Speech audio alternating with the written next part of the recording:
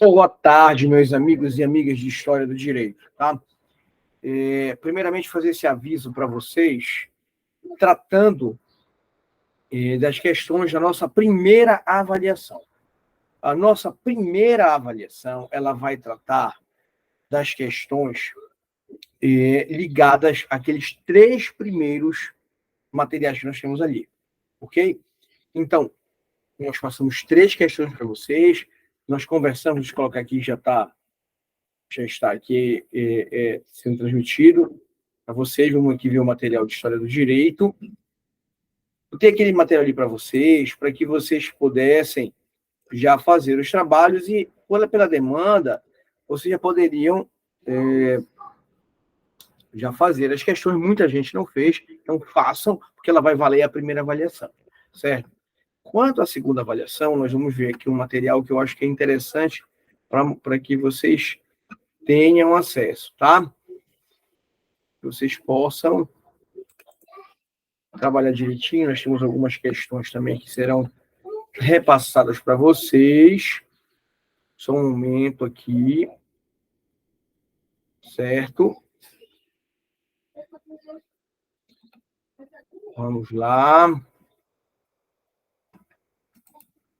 Então, aqui nós já tratamos de 3 materiais que temos lá. Vamos ver como é que está na nossa plataforma. Voltar aqui na nossa plataforma, para que a gente possa... Já falamos das questões, né? Então, essas 3 questões... Deixa eu voltar aqui. Para voltar para as questões, Itamar. Vamos lá. Essas 3 atividades que nós passamos para vocês interagirem com o material, como podemos entender a concepção da categoria de análise de direito nas sociedades primitivas, ou seja, o que é o direito num conceito de sociedade dita primitiva, na verdade, caçadores e coletores, né, numa comparação com o que nós temos de sociedade ocidental. Tem muita questão aí para ser trabalhada, mas se vocês pensarem que a ideia de direito no meio, um homem no meio natural, onde ele convive com a natureza e ele não tem esse controle total sobre a natureza a partir da sua construção tecnológica, etc., a gente tem que pensar a categoria direito. Como é que ele faz isso? Existe a palavra direito? Claro que não existe. Então, vocês vão ver lá no material que a ideia de direito está muito ligada à religiosidade, está ligada à floresta, está ligado muito às construções de tradição de grupos humanos. Então, esse é um ponto para vocês entenderem e responderem aqui para a gente. Nas sociedades egípcias antiga e na Mesopotâmia, o que nós temos aqui? Sociedades onde você tem um modo de produção chamado de servidão coletiva, onde você trabalha com uma relação hierárquica socialmente. Já temos cidades, temos impérios, cidades-estados, e o direito começa a aparecer.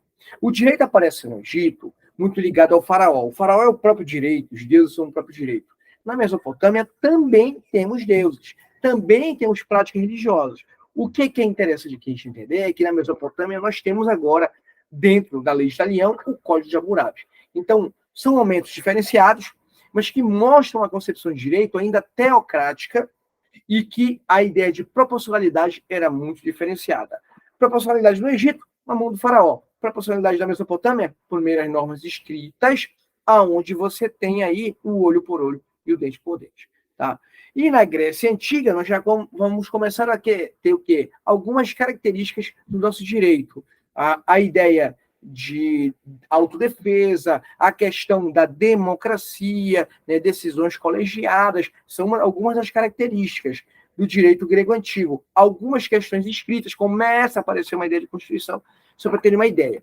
Eu estou mostrando aqui para vocês, porque vocês podem pesquisar, fazer um trabalho no nosso próprio material mesmo. Tá?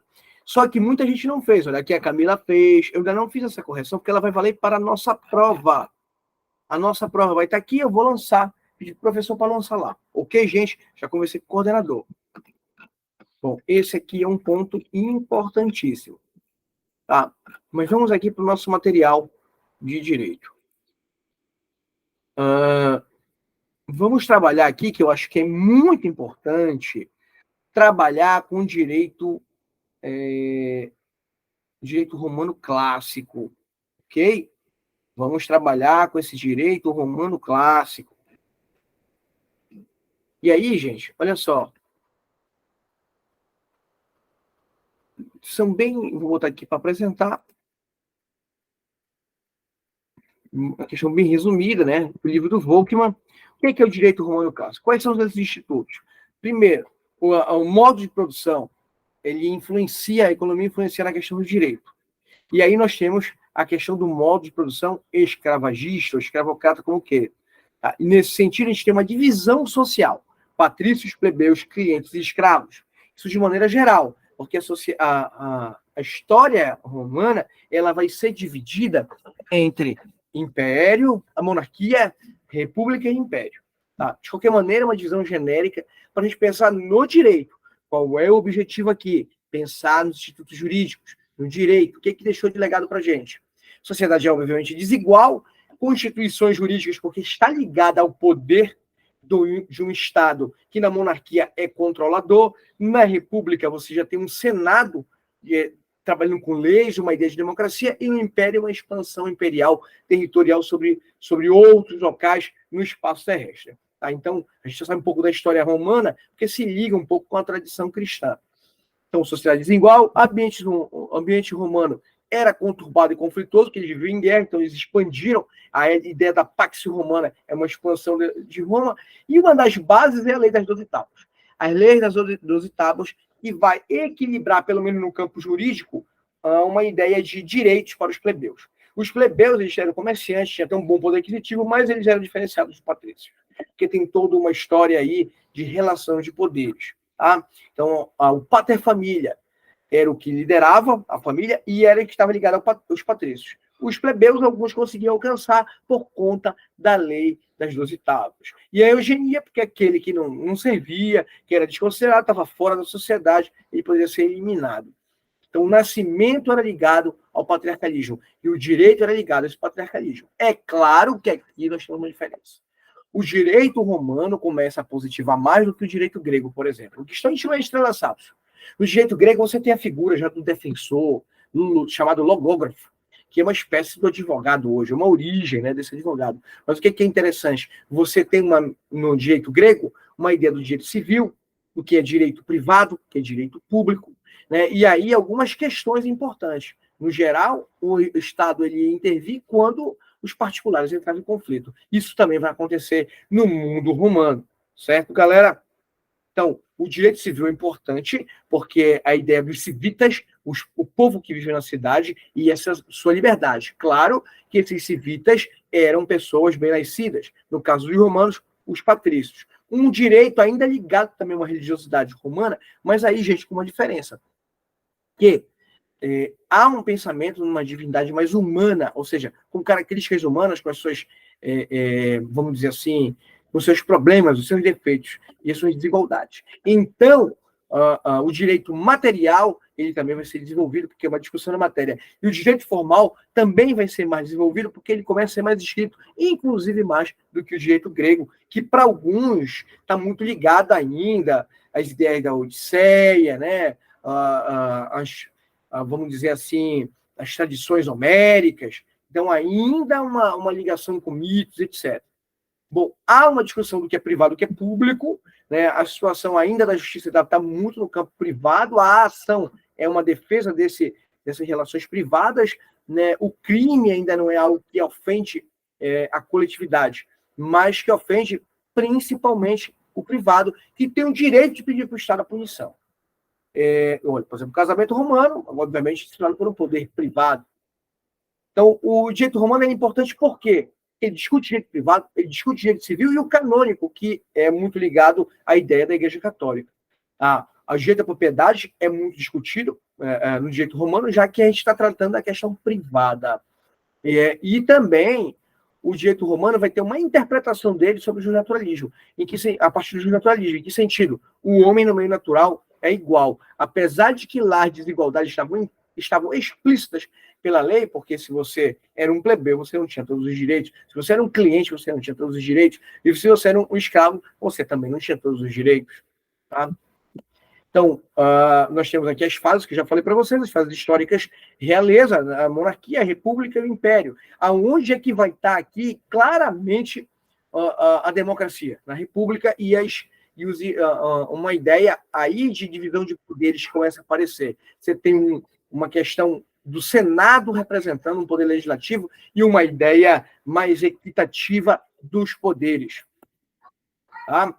Então, aqui é um material simples para vocês entenderem um pouquinho a diferença do que seria esse direito romano do direito grego. Ainda você está discutindo os sujeitos de direito, quem são e qual é a relação dele com o Estado. O Estado, para você ter um problema que é público, é a sua relação com o próprio Estado, um conflito com o próprio Estado. Porque, no geral, o Estado estava gerenciando questões privadas. Ok, gente? Vou salvar esse material aqui para vocês. Que aí eu deixo mais para vocês, vai servir de trabalho para nossas próximas avaliações, nossa segunda avaliação. Vamos cobrar o que está aí no nosso material, tá, gente? Então, deixa eu salvar aqui o material aqui para vocês, material do professor, carregar um arquivo, nome, direito romano, noções gerais. Tá? Vamos escolher aqui o arquivo para vocês, né? Trabalhamos aqui direitinho, né? Vamos lá. Área de trabalho. Só um momento, tá, gente? Então, esse aqui é um ponto importante para a gente já poder trabalhar essas nossas questões, tá? E agora entrando aqui o direito romano. Rapidinho aqui.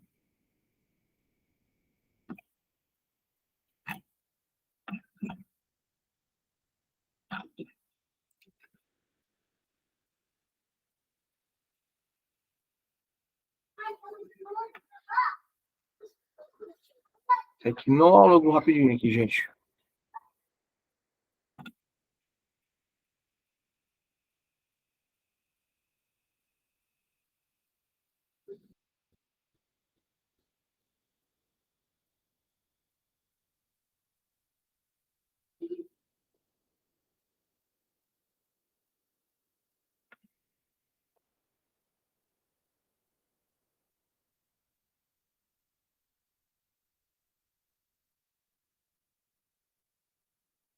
Tá aqui, ó. Direito romano clássico, tá? Material 4 para vocês.